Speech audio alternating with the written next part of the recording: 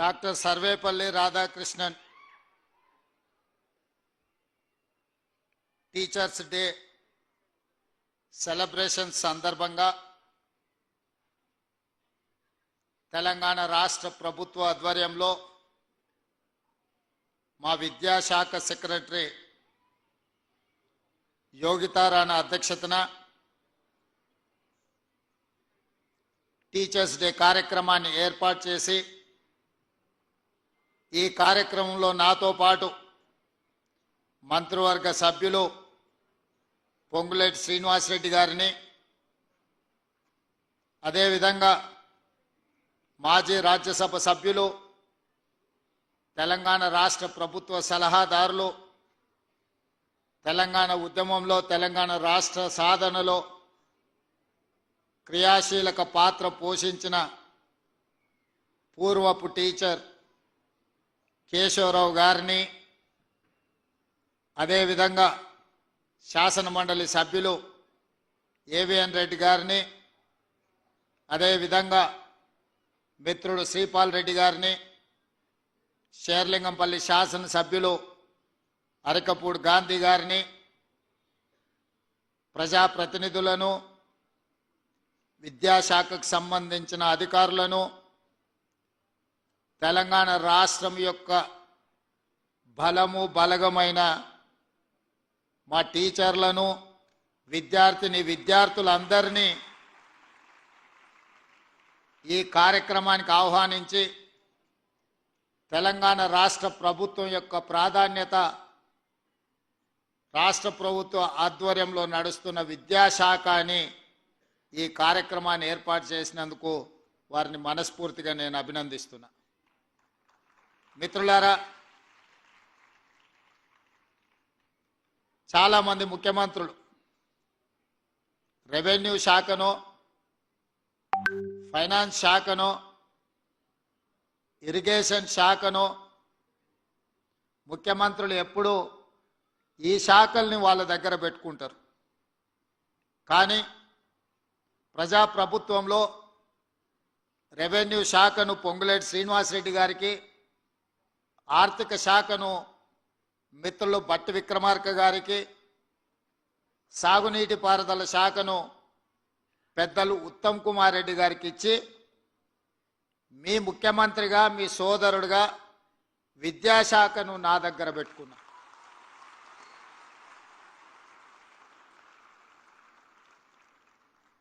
ఎందుకు అని అంటే,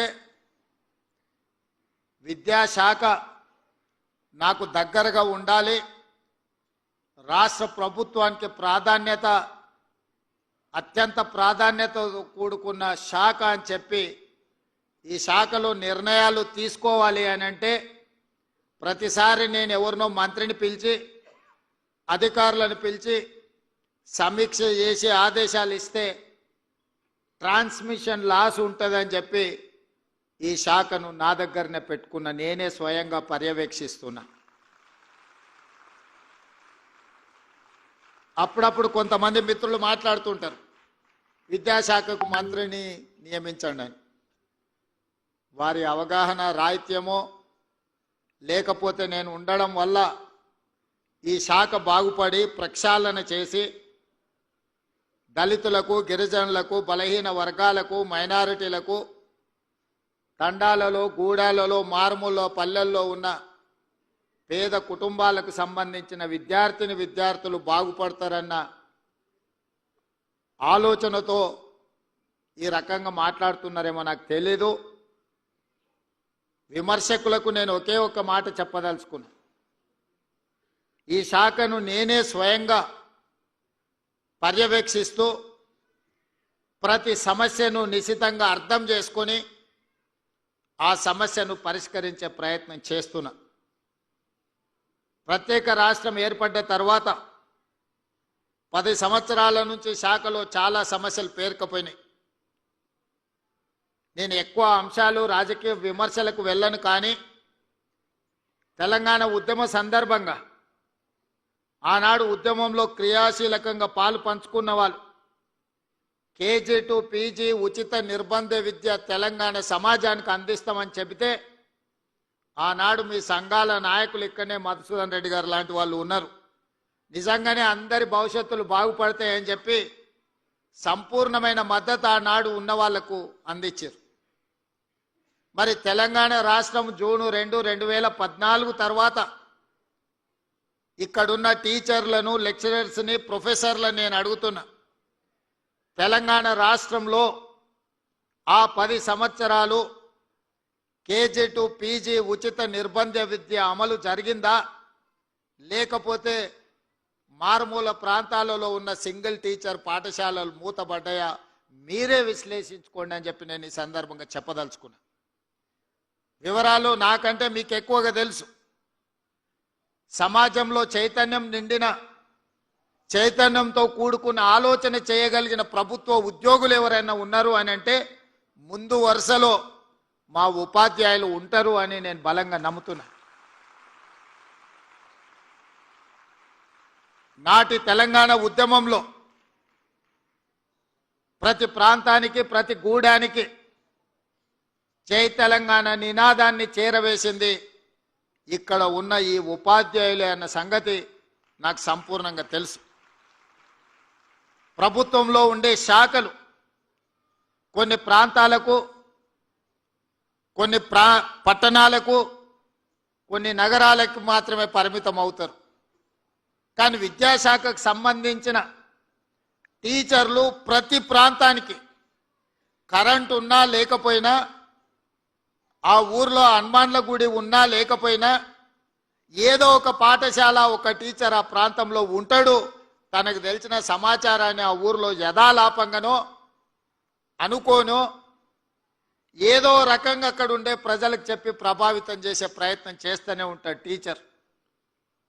ఆ విధంగా ఆనాడు వేలాది పాఠశాలలు తెలంగాణలో జయ జయ హే తెలంగాణ రాష్ట్ర గీతాన్ని ఆలపింపజేసి బడికొచ్చే పిల్లల్నే కాదు, బడికి తీసుకొచ్చే వాళ్ళ తల్లిదండ్రులను కూడా తెలంగాణ ఉద్యమం వైపు నడిపించి తెలంగాణ రాష్ట్రం వస్తే మీ పిల్లల భవిష్యత్తు బాగుపడుతుందని చెప్పి ఉద్యమాన్ని ప్రతి ప్రాంతానికి చేరవేసింది ఈ ఉపాధ్యాయులే. మరి తెలంగాణ రాష్ట్ర సాధనలో క్రియాశీలక పాత్ర పోషించిన ఈ ఉపాధ్యాయులు తెలంగాణ రాష్ట్రం వచ్చిన తర్వాత ఎన్ని సమస్యల్ని పరిష్కరించుకున్నారో ఈరోజు విశ్లేషించండి, ఆలోచించండి అని నేను సూచన చేస్తున్నా. 15-20 సంవత్సరాలు మీ ప్రమోషన్లు రాలే, 10 సంవత్సరాలు టీచర్ల బదిలీలు జరగలేదు, దాదాపుగా 7-8 సంవత్సరాలు టీచర్ల నియామకాలు జరగలేదు. 2017లో ఒక నోటిఫికేషన్ వస్తే మళ్ళీ 2024 సంవత్సరంలో 55 రోజుల్లో 11,000 మంది టీచర్ల నోటిఫికేషన్ కాదు, టెట్ పరీక్ష నిర్వహించి 11,000 మంది టీచర్ల నియామకాలు ఈ ప్రభుత్వంలో జరిగే వరకు టీచర్లను నియమించాలి, పేద పిల్లలకు విద్య నేర్పాలి, వాళ్ళని అవగాహనతో కూడుకున్న బాధ్యతాయుతమైన పౌరులుగా తీర్చిదిద్దాలి అని ఎందుకు ఆలోచన రాలేదో ఆనాటి పాలకులకు మీరే ఆలోచన చేయండి. ఇదే కాదు, పాఠశాలల్లో చదువుకుంటున్న పిల్లలకు డైట్ ఛార్జెస్ కానీ, పేద పిల్లలకు కాస్మెటిక్ ఛార్జెస్ పెంచాలన్న ఆలోచన, ధనిక రాష్ట్రమని సంవత్సరానికి 3 లక్షల కోట్ల రూపాయల బడ్జెట్ అని చెప్పిన పాలకులు పిల్లలకు ఒక మంచి భోజనం పెట్టాలి, వాళ్ళకు కొంచెం మెరుగైన వసతులు కల్పించాలి అని ఆనాటి పాలకులు ఆలోచన చేయలే. ఉపాధ్యాయుల యొక్క సమస్యల్ని పరిష్కరించలే. ఈ విధంగా విద్య సంపూర్ణంగా నిర్లక్ష్యానికి లోనవ్వడమే కాదు, వాళ్ళ ప్రజాప్రతినిధులు ప్రైవేటు యూనివర్సిటీలను పెట్టుకొని విద్యను పూర్తిగా వ్యాపారంగా మార్చి లాభసాటి వనరుగా మార్చుకొని విద్య మీద ఆధిపత్యాన్ని చెలాయించాలని ఆనాటి పాలకులు ప్రయత్నం చేసిండ్రు. యూనివర్సిటీలలో నియామకాలు జరగలేదు, ఇంటర్మీడియట్ కళాశాలలు మూతబడే పరిస్థితి వచ్చింది. ఇంటర్మీడియట్ ఎడ్యుకేషన్ అంటే అవసరమే లేదన్నంత నిర్లక్ష్యానికి లోనైంది ఆనాడు. యూనివర్సిటీలలో లెక్చరర్స్ కానీ, అసోసియేట్ ప్రొఫెసర్లు కానీ, అసిస్టెంట్ ప్రొఫెసర్లు కానీ, లేకపోతే ప్రొఫెసర్ ప్రొఫెసర్ల రిటైర్మెంట్ వయసు కూడా పెంచే ఆలోచన చేయలే. నైపుణ్యం కలిగిన అధ్యాపకులు, విద్యాబోధన చేయాల్సిన ఉపాధ్యాయులు రిటైర్ అయిపోతుంటే కొత్త నియామకాలు జరగలేదు. డైరెక్ట్గా ప్రొఫెసర్స్ను మనం నియమించలేం. లెక్చరర్స్ అసోసియేట్ అసిస్టెంట్ ప్రొఫెసర్లు కావాలి, వాళ్ళు ఆ తర్వాత ప్రొఫెసర్లు కావాలి. ఒక పరిణామ క్రమంలో ప్రొఫెసర్గా కావాలి అని అంటే 20-25 సంవత్సరాలు టీచింగ్ సైడు పనిచేసి ఉండాలి.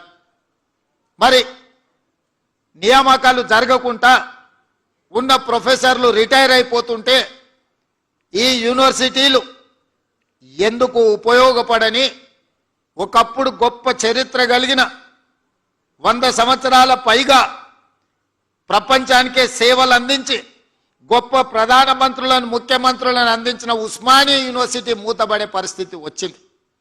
కాకతీయ యూనివర్సిటీ ఈ దేశానికే గొప్ప గొప్ప ఇంజనీర్లను అందించిన కాకతీయ యూనివర్సిటీ కూడా కళా వైభవం కోల్పోయి కాలగర్భంలో కలిసిపోయే పరిస్థితులు ఆనాడు వచ్చినాయి. అందుకే మీ అభిమానంతో మీరు ఆదరించి మీరు అవకాశం ఇస్తే ఈనాటి ప్రజాపాలనలో విద్యాశాఖ నా దగ్గర పెట్టుకొని తక్షణమే మీ ప్రమోషన్లు, మీ బదిలీలు, మీ కుటుంబ సమస్యల్ని, ప్రతి సమస్యను పరిష్కరించడం ద్వారా లక్షలాది మంది విద్యార్థులకు మీరు గొప్పగా విద్య నేర్పుతారని నమ్మకంతో ప్రతిసారి మిమ్మల్ని కలవడం, మీతో మాట్లాడడం, టీచర్ల నియామకాలే కాదు మీ ప్రమోషన్ల సందర్భంలో కూడా ఎల్బీ స్టేడియంలో సమావేశం పెట్టి మీ అందరితో కలిసి మాట్లాడడం జరిగింది. మీ సంఘాలు ఎప్పుడు వచ్చినా, ఏ సమస్యను లేవనెత్తినా అందరితో మాట్లాడుతూ వీలైనంత మేరకు వాటిని పరిష్కరిస్తూనే వస్తున్నాం. ఎక్కడైనా కొంత ఆలస్యం అయి ఉండొచ్చు కానీ ఏ పని కూడా ఆగిపోలేదు. మరి ఈరోజు ఈ తెలంగాణ వచ్చిన తర్వాత మరి ఇక్కడ ఉన్న ఉపాధ్యాయులు చెప్పాలి, గురు పూజోత్సవ కార్యక్రమం తెలంగాణ రాష్ట్రంలో ఎప్పుడైనా జరిగిందా? జరిగితే దానికి ముఖ్యమంత్రి వచ్చిండా? మీరు ఒక్కసారి ఆలోచన చేయండి. ఇవాళ నేను మీ సోదరుడిగా విద్యాశాఖ నా దగ్గర ఉంది, తెలంగాణ రాష్ట్రానికి ముఖ్యమంత్రి అయిన కాబట్టే ఇవాళ గంటల కొద్ది సమయం మీతో కేటాయించి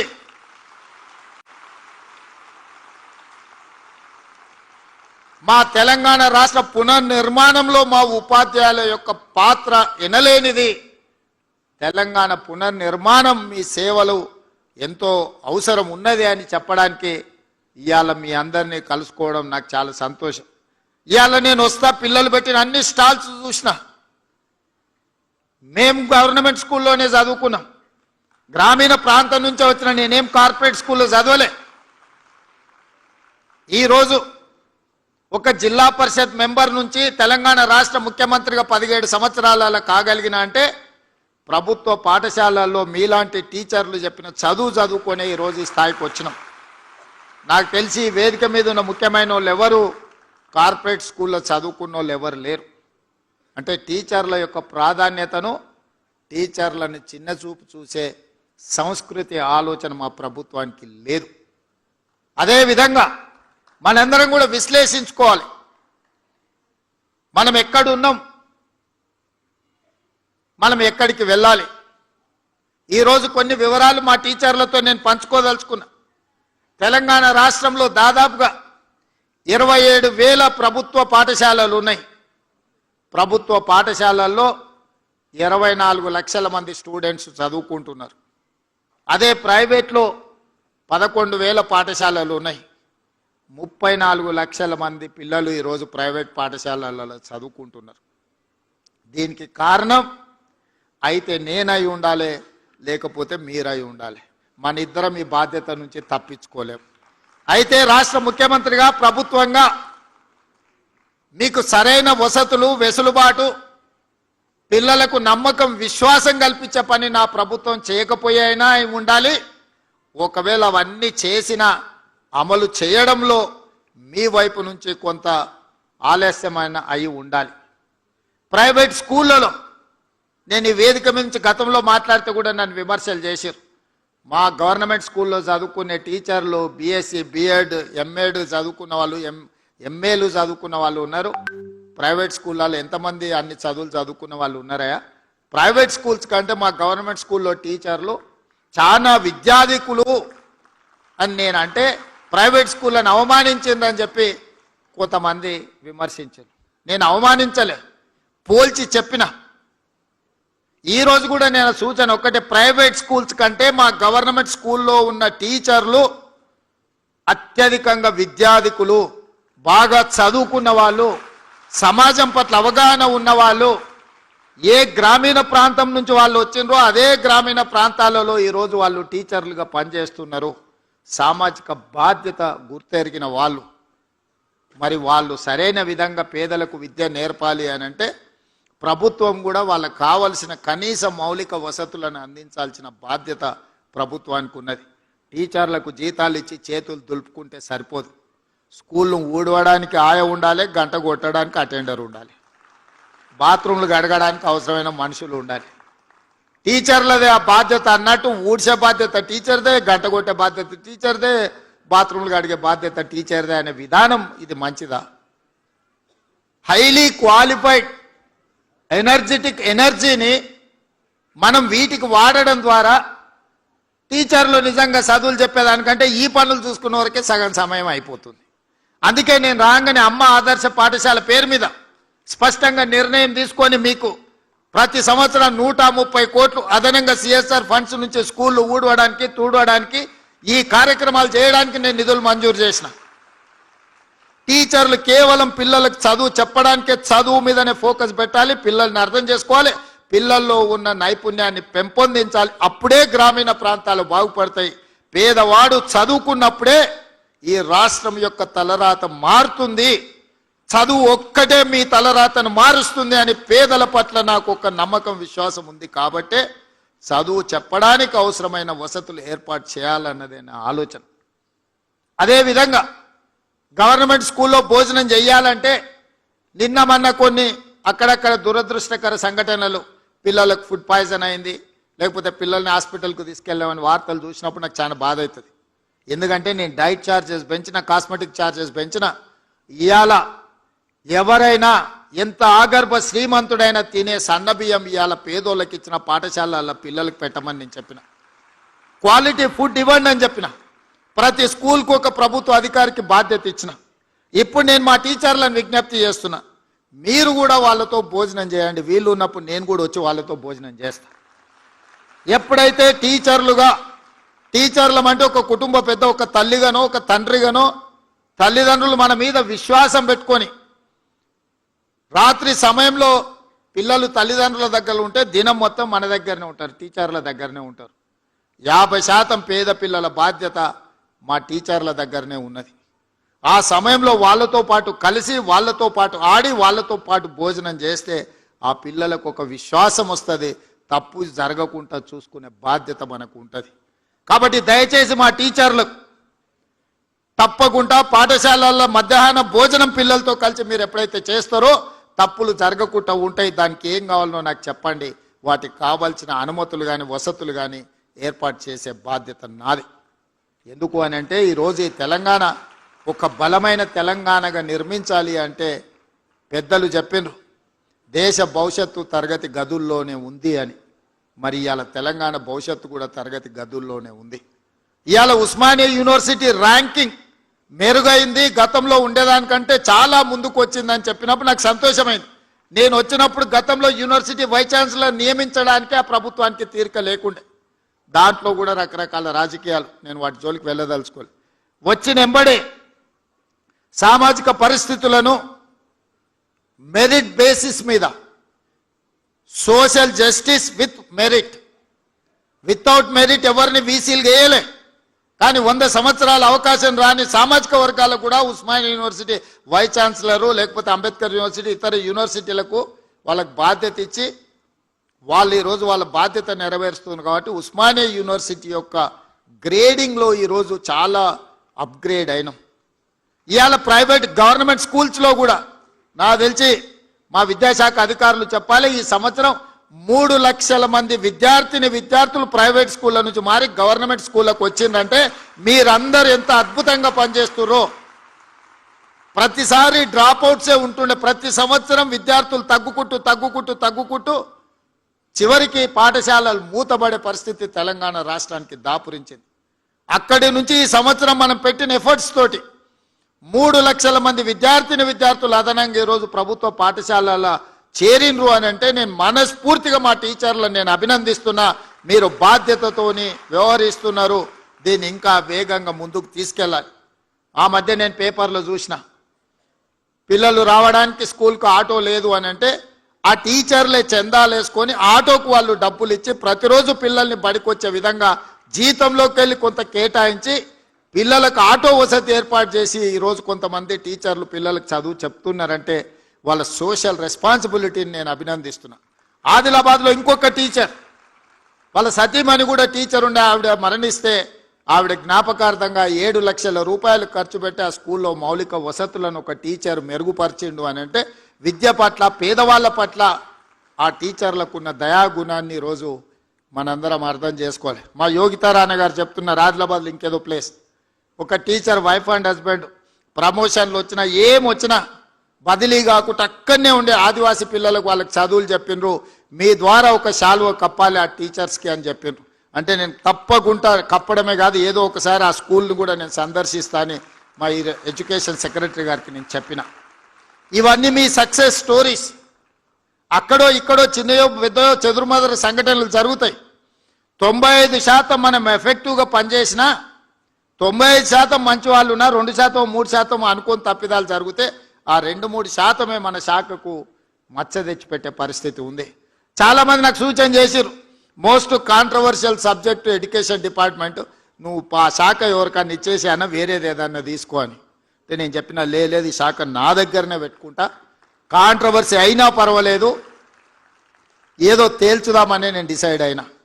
మా అక్నూరు మురళి గారు ఉన్నారు, సార్ అన్నీ బాగానే ఉన్నాయి కానీ ప్రభుత్వ పాఠశాల అంటే 1వ తరగతి నుంచి చదువు చెప్తారు, నర్సరీ ఎల్కేజీ యూకేజీ ప్రైవేట్లో చదువుకున్నాక 1వ తరగతికి మన దగ్గరికి ఎందుకు వస్తారని.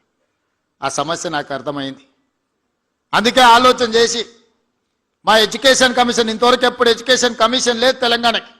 First time education commission appoint చేసి ఇష్యూస్ని అడ్రస్ చేయడమే కాకుండా అక్నూరు మురళి గారు చేసిన సూచనల మేరకు ఈరోజు నర్సరీ ఎల్కేజీ యూకేజీ కూడా మనం తీసుకొని పేదలకు చదువు చెప్పాలి అన్న ఆలోచన ఈరోజు చేస్తున్నాం. ఎందుకంటే ఈ 3 సంవత్సరాలు ప్రైవేట్ స్కూల్కి వెళ్ళిన పిల్లలు మళ్ళీ గవర్నమెంట్ స్కూల్కి రావాలి అని అంటే రాలేరు. పేదోళ్ళు కూలి పని చేయడానికి ఉపాధి హామీ పనులు చేయడానికి సిద్ధపడి సంపాదించింది పిల్లల చదువుల కోసం ఖర్చు పెడుతున్నారు. పిల్లల చదువు పట్ల తల్లిదండ్రులకు శ్రద్ధ పెరిగింది. అవసరమైతే 10 రూపాయలు ఖర్చు పెట్టుకుంటాం, ఓ పూట తినకపోయినా సరే మా పిల్లలకు మంచి చదువు చెప్పించాలని ఈరోజు తల్లిదండ్రులలో ఒక చైతన్యం వచ్చింది. నేను అడుగుతున్నా ఈరోజు మా ఉపాధ్యాయులను ఆ చదువు మనం చెప్పలేమా, ప్రైవేట్ స్కూళ్ళకి ఎందుకు పోవాలి వాళ్ళు పేదవాళ్ళని నేను అడుగుతున్నా. మన దగ్గర శక్తి లేదా, మన దగ్గర చిత్తశుద్ధి లేదా? ఈ ప్రభుత్వం మీరు అడిగితే ఇబ్బంది ఏమైనా ఉందా? అందుకే ఈరోజు ఈ వేదిక మీద నుంచి ఉపాధ్యాయులకు అందరికీ నా విజ్ఞప్తి ఒకటే, మనం ప్రతిన బూనుదాం. ప్రైవేట్ స్కూళ్ళ కంటే కార్పొరేట్ కాలేజీల కంటే నాణ్యమైన విద్యను పేదలకు అందిద్దాం. విద్య ఒక్కటే తలరాతను మారుస్తుంది. ఇవాళ పంచడానికి భూములు లేవు. పేదవాడు బాగుపడాలి, పేదవాడు సమాజంలో రాణించాలి అని అంటే విద్య ఒక్కటే ప్రామాణికం. ఇవాళ సిలికాన్ వ్యాలీని మన వాళ్ళు శాసిస్తున్నారంటే ఇంజనీరింగ్ గ్రాడ్యుయేట్స్ మన దగ్గర చదువుకున్నందుకే సిలికాన్ వ్యాలీని మనం ఈరోజు శాసిస్తున్నాం. దానికి కారణం విద్య. అందుకే ప్రపంచ దేశాలలో జరుగుతున్న మార్పులు చేర్పులను అన్నిటిని దృష్టిలో పెట్టుకొని ఈరోజు మనకు మనమే ఇక్కడ చదువుకోవడం కాదు, ఇతర దేశాలలో ప్రతి సంవత్సరం 200 మంది టీచర్లను సింగపూర్, సౌత్ కొరియా లాంటి దేశాలకు మిమ్మల్ని పంపించి అక్కడ విద్యను స్టడీ చేయడానికి మీ టీచర్లను విదేశాలకు పంపడానికి ఈరోజు మా ప్రభుత్వం నిర్ణయం తీసుకున్నది. మన కోసం మనం పోటీ పడడం కాదు, మన పక్కలుండే ఊరును చూసి పోటీ కాదు, ప్రపంచ దేశాలతోనే విద్యలో మనం పోటీ పడాలి. ఈరోజు సింగపూర్ లాంటి, సౌత్ కొరియా లాంటి, జపాన్ లాంటి దేశాలు అభివృద్ధి చెందడానికి కారణం ఏంది? ఇవాళ జర్మన్ అభివృద్ధి చెందడానికి కారణం ఏంది? ఈరోజు చైనా అభివృద్ధి చెందడానికి కారణం ఏంది? అక్కడున్న విద్యార్థులకు నాణ్యమైన విద్యను అందించడమే కాకుండా ఒక పట్టుదలను నేర్పడం వల్ల ఆయా దేశాలు ప్రపంచంలో వేగంగా అభివృద్ధి పదం వైపు నడుస్తున్నాయి. మరి వాటన్నిటిని కూడా మనం వినడమే కాదు, చూడాల్సిన అవసరం ఉంది. అందుకే 1,20,000 మంది టీచర్లు ఈరోజు తెలంగాణ రాష్ట్రంలో ఉన్నారు. ఇందులోకి వెళ్ళి ప్రతి సంవత్సరం ఒక 200 మంది టీచర్లను ఇనీషియల్గా ఇతర దేశాలకు పంపించి అక్కడ ఉన్న పరిస్థితులను మీరు స్టడీ చేసి ఒక అవగాహనతోనే వెనక్కి రావాల్సిన అవసరం ఉంది. టీచర్లు అందరికీ కూడా ఈరోజు మర్రి చెన్నారెడ్డి దీంట్లో మనం ఓరియంటేషన్ క్లాసెస్ తీసుకుంటున్నాం టీచర్స్కి. ఎందుకు అనంటే నైపుణ్యం పెంచుకోవాల్సిన అవసరం ఉంది. మనం ఉద్యోగం వచ్చినప్పుడు ఉన్న పరిస్థితులు, మనం రాసిన పోటీ పరీక్షలు ఒకలాంటివి. ఈరోజు ప్రతి సంవత్సరం విద్య మారుతుంది, విధానం మారుతుంది, ఎడ్యుకేషన్ పాలసీస్ మారుతున్నాయి. నేషనల్ ఎడ్యుకేషన్ పాలసీ ఒకలాగా ఉంటే మనకు తెలంగాణకు అసలు ఏ పాలసీ లేకుండా మనం ఉన్నాం.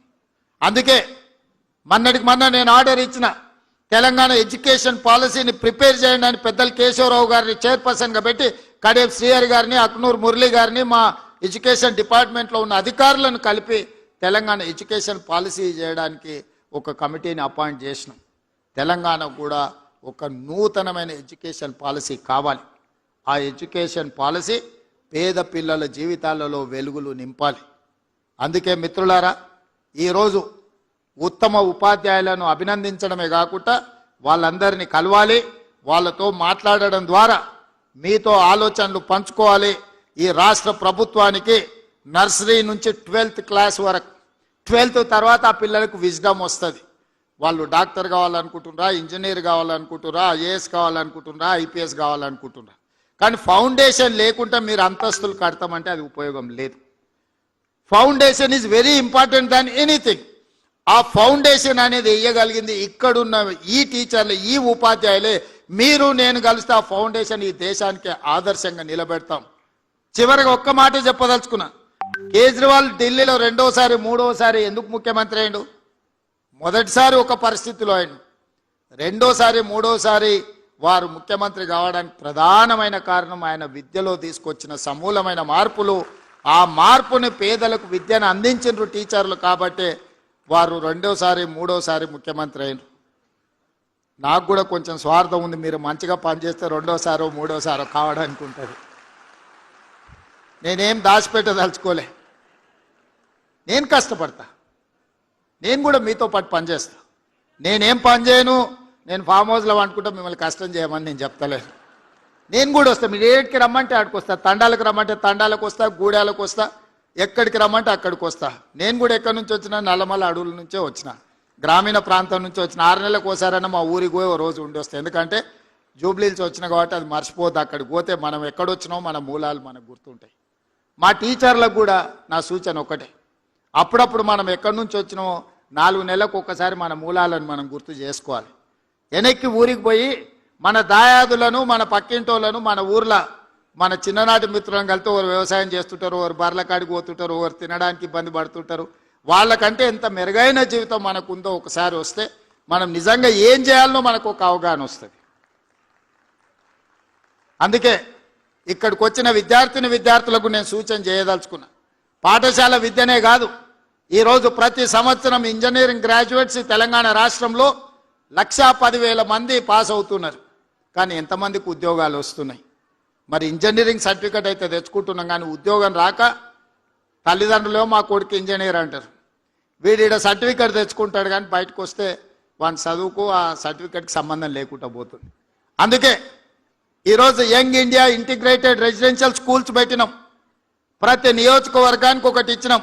25 ఎకరాలలో 200 కోట్ల రూపాయలతోటి 100 స్కూళ్ళు 20,000 కోట్ల రూపాయలతో ఇవాళ young India integrated residential schools world's best model కింద ఈరోజు మనం కట్టాలనుకున్నాం. శాంక్షన్స్ ఇచ్చినాం, పనులు జరుగుతున్నాయి. నాణ్యమైన వసతులతో పాటు నాణ్యమైన విద్యను అందించడానికి ఈరోజు తీసుకొచ్చినాం. అదేవిధంగా యంగ్ ఇండియా స్కిల్స్ యూనివర్సిటీ పెట్టుకున్నాం. దేశంలో ఎక్కడా లేదు స్కిల్స్ యూనివర్సిటీ. డిప్లొమా కోర్సులు, సర్టిఫికెట్ కోర్సులు ఉన్నాయి. కానీ భవిష్యత్తు చదువుకోవాలంటే డిగ్రీ సర్టిఫికెట్ ఉంటే వాళ్ళు పీజీలు చదువుకోవచ్చు. అందుకే ఈరోజు తెలంగాణ రాష్ట్రంలో పబ్లిక్ ప్రైవేట్ పార్ట్నర్షిప్లో అతి తక్కువ ఖర్చులతో ఈరోజు పేదలకు అందరికీ స్కిల్స్ ఇంప్రూవ్ చేయాలని యంగ్ ఇండియా స్కిల్స్ యూనివర్సిటీని ఈరోజు మనం ప్రారంభించుకున్నాం. బోర్డులో ఆనంద్ మహేంద్ర, మహేంద్ర అండ్ మహేంద్ర గ్రూప్, మనకు మహేంద్ర వెహికల్స్ కనిపిస్తాయి కదా, ఆ కంపెనీ చైర్మన్ ఈరోజు మన మన మన యూనివర్సిటీ చైర్మన్. సో ఆ విధంగా రెడ్డి ల్యాబ్స్ వాళ్ళు, అపోలో హాస్పిటల్ వాళ్ళు, పెద్ద పెద్ద కార్పొరేట్ కంపెనీలు నడిపే వాళ్ళను ఆ యూనివర్సిటీ బోర్డులో డైరెక్టర్స్గా పెట్టినాం. సిలబస్ వాళ్ళే డిసైడ్ చేస్తారు, పిల్లల్ని వాళ్ళే సెలెక్ట్ చేసుకుంటారు, వాళ్ళే వాళ్ళకి చదువు చెప్తారు, వాళ్ళనే వాళ్ళ కంపెనీలలో ఉద్యోగాలలో తీసుకుంటారు. అన్ని రకాలుగా వాళ్ళు బాధ్యత తీసుకునే అవకాశం ఇచ్చినాం. అదేవిధంగా ఐటీఐలు 1956లో మొట్టమొదటి ఐటీఐలు ప్రారంభించారు. అప్పుడు ప్రారంభించిన సిలబస్ ఇంకా 2025 కూడా మనం అదే సిలబస్ చెప్తున్నాం. Diesel mechanic, fitter, plumber, electrician అని. డీజిల్ మెకానిక్ అని అందులో చేరి అంబాసిడర్ కారు నేర్చుకుంటున్నాడు. బయటకు వస్తే అంబాసిడర్ కారు లేదు రిపేర్ చేయడానికి, బెంచ్ కారు BMW వచ్చింది. అంబాసిడర్ కారు రిపేర్ చేయాలంటే ఫామ్ హౌస్కి పోతే తప్ప ఇంకేడా అంబాసిడర్ కారు దొరకలేదు. ఏం చేసుకోవాలా చదివి మీరు చెప్పుండ్రి. ప్లంబర్, ఎలక్ట్రీషియన్ వాళ్ళు నేర్చుకుంటున్న చదివేంది, వాళ్ళు బయటకు వస్తే ఉన్న అవకాశాలేంది. అందుకే ఈరోజు 65 ఐటీఐలు ఉన్నాయి తెలంగాణ రాష్ట్రంలో. వాటిని చూసిన తర్వాత నేను టాటా కంపెనీతో మాట్లాడినా, టాటా చైర్మన్తో మాట్లాడి ఒక అవగాహనకు వచ్చిన. ఈ ఐటీఐలు కాలగర్భంలో కలిసిపోతున్నాయి. 40-50 ఏళ్ల కింద మాకు అవసరమైన సాంకేతిక నైపుణ్యాన్ని నేర్పించడానికి సిలబస్, ఇన్స్ట్రక్టర్స్ సెలెక్ట్ చేసుకున్నారు. ఇది కుదరదు, దీన్ని మార్చాలని టాటా కంపెనీతో మాట్లాడుకొని 2400 కోట్ల రూపాయలు ఈరోజు టాటా కంపెనీ దాన్ని అప్గ్రేడ్ చేయడానికి పెట్టారు. ఇవాళ ఐటీఐలను అడ్వాన్స్డ్ టెక్నాలజీ సెంటర్స్గా ఏటీసీలు. ఈరోజు అసలు అక్కడ ఉన్న సాంకేతిక నైపుణ్యం, అక్కడ పెట్టిన ఎక్విప్మెంట్ చూస్తే నాకే కళ్ళు చెదిరిపోయేటంత లేటెస్ట్ టెక్నాలజీని పెట్టిండ్రు. ట్రైనర్స్ ట్రైనింగ్ పెట్టిండ్రు, ఇన్స్ట్రక్టర్స్ని వాళ్ళే ట్రైనింగ్ ఇస్తారు. 10 సంవత్సరాలు టాటా కంపెనీనే ఈ 100 ఏటీసీలను ప్రతి కాన్స్టిట్యున్సీకి ఒక ఏటీసీ పెట్టండి, ప్రతి సంవత్సరం ఒక 2000 మంది విద్యార్థులను తీసుకొని వాళ్ళకి ట్రైనింగ్ ఇవ్వండి. ఈరోజు సాంకేతిక నైపుణ్యం ఉంటే ఉద్యోగ ఉపాధి అవకాశాలు మెరుగుగా ఉన్నాయని చెప్పి ఈరోజు టాటా కంపెనీని ఒక జాయింట్ వెంచర్ కింద తెలంగాణ రాష్ట్ర ప్రభుత్వం ఏటీసీలను ప్రారంభించింది. ఒలింపిక్ గేమ్స్ మీరు అందరు చూసారు. 140 కోట్ల జనాభా ఉంది, ఒక గోల్డ్ మెడల్ రాలే. మా పిల్లలు బాగా వినాలి, మా స్కూల్ స్టూడెంట్స్. ప్రపంచంలోనే అత్యధిక జనాభా ఉన్న దేశంగా గుర్తింపు పొందిన భారతదేశం 18 ఏళ్ల నుంచి 35 ఏళ్ల మధ్యలో 60% జనాభా ఉన్న భారతదేశం ఒలింపిక్స్లో ఒక గోల్డ్ మెడల్ తీసుకురాలి. ఇది మన అందరికి అవమానం కాదా? దేశానికి అవమానం అయితే మనకు కూడా అవమానం అయినట్టే కదా. సౌత్ కొరియా పోయినా నేను, చిన్న దేశం, ఒక సౌత్ కొరియన్ స్పోర్ట్స్ యూనివర్సిటీకి పోయినా, 30 ఎకరాలు ఉంది. మన ఉస్మానియా యూనివర్సిటీ 1600 ఎకరాలు ఉంది అనుకుంటా. మరి ప్రొఫెసర్ కాసిం గారు చెప్పాలి, 1600 ఎకరాలు ఉంది. 1600 ఎకరాలు ఉన్న Osmania university, south Korean sports university 30 ఎకరాలు ఉంది. ఆ దేశానికి 32 గోల్డ్ మెడల్స్ వస్తే 16 మెడల్స్ ఆ ఒక్క యూనివర్సిటీ తీసుకొచ్చింది. ఒక అమ్మాయి నాకు తీసుకొచ్చి పరిచయం చేసి, ఏదో అమ్మాయి నాకు బొకే ఇస్తుందేమో అనుకున్నా. బొకే ఇచ్చిన తర్వాత ఆ అమ్మాయికి నేను శాలువ కప్పాల్సి వచ్చింది. ఆ అమ్మాయి ఆర్చరీలో ఒలింపిక్స్లో 3 గోల్డ్ మెడల్స్ సాధించింది. ఒక అమ్మాయి south Korean sports university student నాకు బొకే ఇవ్వడానికి వచ్చింది అనుకున్న, తీరా చూస్తే నేనే శాలువ తీసి ఆ అమ్మాయికి కప్పాల్సిన అవసరం వచ్చింది. ఎందుకంటే 3 గోల్డ్ మెడల్స్ తీసుకొచ్చింది ఆర్చరీలో. మరి ఆ చిన్న దేశం 32 మెడల్స్, 30 ఎకరాలలో ఉన్న యూనివర్సిటీ 16 మెడల్స్ తెస్తే, మరి మొత్తం భారతదేశం ఒక్క మెడల్ కూడా లేకపోతే ఇది మనకు అవమానం కాదా? అందుకే ఆలోచన చేసి దేశ ప్రతిష్ట పెరగాలి అంటే తెలంగాణలో స్పోర్ట్స్ యూనివర్సిటీ ఉండాలి, స్పోర్ట్స్ అకాడమీ ఉండాలి అని young India sports university and young India sports అకాడమీని పెట్టి దేశంలోనే ఒక గొప్ప యూనివర్సిటీగా తీర్చిదిద్దడానికి ఇవాళ నిర్ణయం తీసుకున్నాము. మట్టిలో మాణిక్యాలను వెలికి తీయండి, నైపుణ్యం ఉన్న క్రీడాకారులను గుర్తించండి, వాళ్ళకి 100% గవర్నమెంట్ స్పాన్సర్ చేసి క్రీడాకారులుగా తీర్చిదిద్దడమే కాదు, ఈరోజు నిఖత్ జరీన్ బాక్సింగ్లో ఛాంపియన్ తెస్తే గ్రూప్ 1 ఆఫీసర్ పోస్ట్ ఇచ్చిన, సిరాజ్ క్రికెట్లో రాణిస్తే, సిరాజ్ చదువుకున్నది ఇంటర్మీడియట్ ఫెయిల్, కానీ అన్ని రూల్స్ని ఎగ్జామ్షన్ ఇచ్చి గ్రూప్ 1 జాబ్ ఇవాళ డిఎస్పీ చేసిన సిరాజ్ ఈరోజు డిఎస్పీ సిరాజ్ అయిండు స్పోర్ట్స్లో రాణించినందుకు. నిఖత్ జరీన్ ఇవాళ డిఎస్పీ నిఖత్ జరీన్ అయింది. దీప్తి జువాంజీ అని వరంగల్ అమ్మాయి పారా ఒలింపిక్స్లో మెడల్ సాధిస్తే గ్రూప్ 2 జాబ్ ఎక్సైజ్ డిపార్ట్మెంట్లో గ్రూప్ 2 జాబ్ ఇవ్వడమే కాకుండా ₹1 కోటి నగదు ఇచ్చి వరంగల్లో ఇంటి ప్లాట్ ఇచ్చిన. నిఖత్ జరీన్కి ఇంటి ప్లాట్ ఇచ్చిన, ₹3 కోట్ల ఇచ్చిన. ఇవన్నీ ఎందుకు చెప్తున్నా అంటే ఇక్కడ ఉన్న ఉపాధ్యాయులందరికీ నా సూచన ఒక్కటే, గ్రామీణ ప్రాంతాలలో ఉన్న క్రీడల్లో ఆసక్తి ఉన్న పిల్లల్ని గుర్తించండి, దాంట్లో ప్రోత్సహించండి. ప్రత్యేకంగా ఈరోజు మనం ఎస్టాబ్లిష్మెంట్ చేస్తున్న కేజీపీవీలల్లో ఇతర ప్రాంతాలలో పిల్లలందరినీ ఒక ఇంటిగ్రేట్ చేసి స్పోర్ట్స్లో వాళ్ళను రాణించే విధంగా ఎంకరేజ్ చేయాలి. చదివితేనే ఉద్యోగం కాదు, చదివితేనే భవిష్యత్తు కాదు, క్రీడల్లో రాణిస్తే కూడా భవిష్యత్తు ఉంటుందని పిల్లలకు బోధించండి. గుర్తించండి పిల్లలో ఉన్న నైపుణ్యాన్ని, పిల్లల్ని నిశితంగా మీరు గమనించండి. ఆ పిల్లలకి ఏం కావాలనో మనం ఇద్దాం. మీరు ఏం అడుగుతే అది చేయడానికి నేను సిద్ధంగా ఉన్నా. మీ సమస్యల్ని పరిష్కరించడమే కాదు, ఈ తెలంగాణ సమాజాన్ని నిర్మించాలి అని అంటే పిల్లలని బాగు చేయాలి. ఇవాళ నేను గంజాయి కేసులు ఇవి పట్టుకుంటుంటే చెప్పడానికి నాకే బాధగా ఉంది. గంజాయి పెడ్లింగ్ చేసేటోళ్ళు మన ఇంజనీరింగ్ చదువుకుంటున్న స్టూడెంట్స్, రెగ్యులర్ గంజాయి అమ్మేటోళ్ళు కాదు. వాళ్ళు ఇక్కడికి వచ్చిన తర్వాత ఏం చేయాలో తెలియక కొంతమంది పిల్లలు తప్పుదోవ పడుతున్నారు, డ్రగ్స్ బారిన పడుతున్నారు. చిన్న చిన్న పట్టణాలకు కూడా చేరుకున్నది. ఒకప్పుడు పెద్ద పెద్ద యూనివర్సిటీల్లో ఎక్కడో ఉండేది, బాగా డబ్బులు ఉన్న వాళ్ళకు ఇట్లాంటి అలవాట్లు జబ్బులు ఉంటాయని విన్నా. కానీ ఇప్పుడు అట్లా లేదు, తాలూకా లెవెల్ కూడా పాకిపోయింది గంజాయి, ఈ డ్రగ్స్ వ్యసనాలు. గమనించండి పిల్లల్ని, తప్పుదోవ పట్టే వాళ్ళను దారి మళ్ళించాలి, వాళ్ళందరినీ దారిలో పెట్టాల్సిన బాధ్యత కూడా మనకే ఉంది. ఇంతకుముందు ఒకప్పుడు తల్లిదండ్రులకు పిల్లలు 4, 5, 6 మంది ఉండేది, ఉమ్మడి కుటుంబం లాక్కుండేది. ఒక్కొక్క తల్లిదండ్రులకు 5, 6 మంది పిల్లలు. ఇప్పుడు మీకు తెలుసు ఒకరు లేక ఇద్దరికి వచ్చేసినాం. ఆ ఒకరో ఇద్దరో పిల్లలు తప్పుదోవ పడితే ఆ తల్లిదండ్రుల శోకము మనం అర్థం చేసుకోవాల్సిన విషయం ఉంది.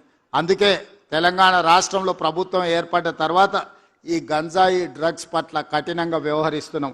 కొత్త డిపార్ట్మెంట్ను ఏర్పాటు చేసినాం, ఈగల్ ఫోర్స్. ఆకాశంలో గద్ద ఎట్లయితే కోడి పిల్లను చూస్తుందో గంజాయి మొక్క మొలిసిన తెలంగాణలో చూస్తాము, వాళ్ళ సంగతి తేలుస్తామని చెప్పి ఈరోజు ఈగల్ ఫోర్స్ని తీసుకొచ్చినాం. ఇవన్నీ కూడా పిల్లల భవిష్యత్తు కోసమే. ఈరోజు ఇన్ని ఆలోచనలు చేస్తున్నది ఈ పిల్లల కోసమే. ఈరోజు 1,20,000 మంది టీచర్లని ప్రభుత్వం సంవత్సరానికి 40,000 కోట్ల రూపాయలు విద్య మీద ఖర్చు పెడుతుందంటే ఈ పిల్లల భవిష్యత్తు కోసమే. ఈ పిల్లల భవిష్యత్తే రేపటి దేశం యొక్క భవిష్యత్తు, తెలంగాణ పునర్నిర్మాణం యొక్క భవిష్యత్తు. ఆ భవిష్యత్తును మీ అందరి చేతుల్లో పెడుతూ ఈ బాధ్యతతో మన అందరం వ్యవహరిద్దాం. మీరు నేను కలిసి తెలంగాణను పునర్నిర్మిద్దాం. ఈ తెలంగాణ ఒక అద్భుతమైన తెలంగాణగా, ఒక క్రీడలకు వేదిక తెలంగాణగా, ఒక సాంకేతిక నైపుణ్యం ఉన్న తెలంగాణగా తీర్చిదిద్దుకుందాం. మీరందరూ సహకరించాలి, మనందరం కలిసి నడవాలి అని విజ్ఞప్తి చేస్తూ మీ అందరి దగ్గర సెలవు తీసుకుంటున్నా. ధన్యవాదాలు మిత్రులారా.